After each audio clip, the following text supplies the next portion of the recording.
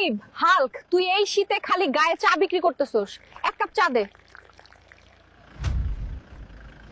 এই শীতে আমাকে ঠান্ডা চা দিছস কেন? নে তোর চা তুই খা।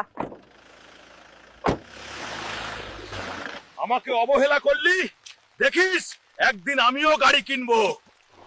যে এই পাটাতন ব্রিজের উপরে উঠাতে পারবে সরকার তাকে 20 কোটি টাকা দিবে। আমি পারবো।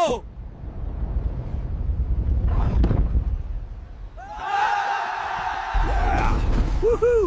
He did it! Amazing work, Red Hulk. আমি এই টাকা দিয়ে একদমই গাড়ি কিনবো। আমাকে একটা দামি গাড়ি দাও। এই গাড়িটা নেন, এটা নতুন মডেল।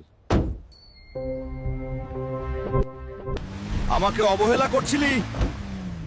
দেখ, এখন তোর চেয়েও দামি গাড়িতে আমি চড়ি।